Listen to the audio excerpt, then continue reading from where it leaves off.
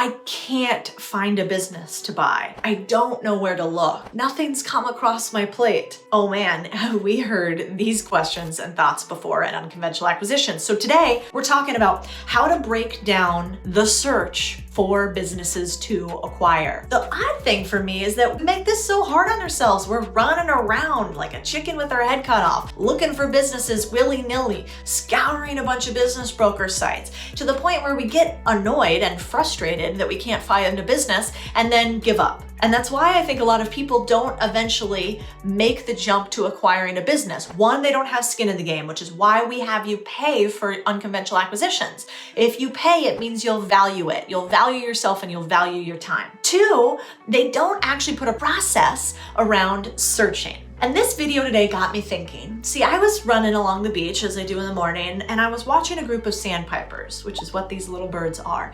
And these sandpipers were digging into the sand, right? In search for these little small crustaceans that they eat that are right underneath the surface of the sand. And the sandpipers will spend hours sort of scooping their little beaks along the sand looking for these little critters that make up essentially what they eat every day. And what I thought about it is I realized in finding a business, you gotta get a little dirty. You've gotta go out there and you've gotta have a consistent process, in my opinion, to at least be doing 20 minutes to 60 minutes of searching a day. And you need to do that for the first couple of weeks that you're in the buying a business game. You need to be like the sandpiper, looking right below the surface to try to figure out where those businesses are that you can acquire. The beautiful part about sandpipers and buying a business is it's not rocket science. You don't have to come up with some crazy algorithm or a unique idea or some sort of wizardry in order to buy a business. No, my friends, it's so much easier than that. Instead, all you have to do is be a persistent searcher. And so that's what I want to talk to you about today,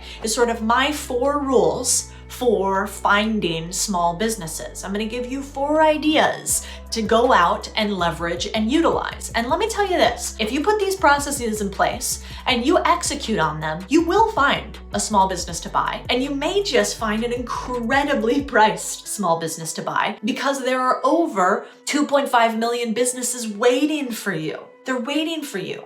There are 10,000 baby boomers retiring each day. And these baby boomers, they're also waiting for you. They're ready to make the next stage and they need somebody like you to come in and help them create liquidity for their retirement. Okay, 4 ideas. Number 1 idea. What you need to start doing is have a weekly process. I think about it like this. Anything that you want to do in life, you put some time aside every single day for it, right? If you want to get fit, can you do it once a week and get fit? Probably not. If you want to be really good at your job, if you want to learn Spanish, if you want to learn Portuguese, if you want to learn coding, can you do it once a week and be really good at it? Not really. What I think you need to do is take 20 minutes to 60 minutes a day and search for a small business. Now, if you want to switch it up, once you have the 20-minute to 60-minute search on your calendar, do it for at least 4 weeks every day, just like going to the gym.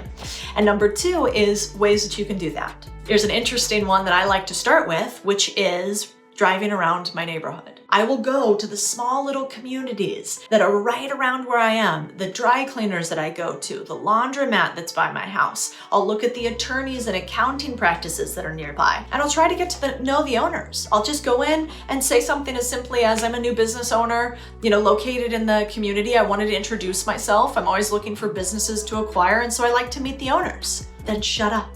That's it. Shut up. And once you shut up and say that, you're going to be surprised. They're going to be like, oh, that's interesting. What kind of businesses are you looking for? That's when you get to start telling your spiel. And the also interesting side note about this is you'll get to know your community. How many small business owners do you know where you live? If you don't, here's a fun chance to get to know those who are actually the infrastructure of your community. So that's number 2. A third way that you can go out and do it is, say you're behind the desk and you gotta be on a ton of Zoom calls because I guess for some reason during the pandemic, we need to be on 57 more Zoom calls than we took meetings pre-pandemic. But that's besides the point. While you're on one of those useless Zoom calls, spend 20 minutes and have a process for combing through business broker sites. As you comb through those business broker sites, I want you to take a few of the businesses that look interesting and start a file. That file should look like Excel spreadsheet.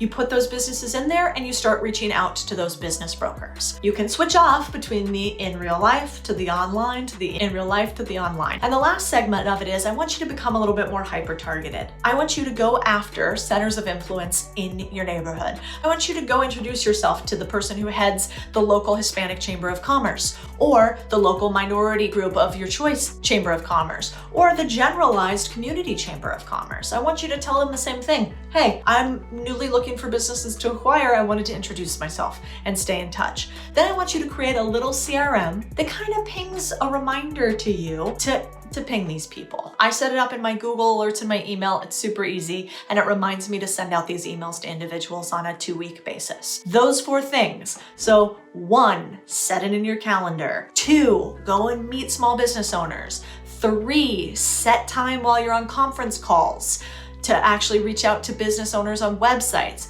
4, go meet your centers of influences. And with those 4 things, you can be like the Sandpiper, continually picking each day through the sand, through the mud, through the noise, to find the things that will change your life by allowing you to buy a small business.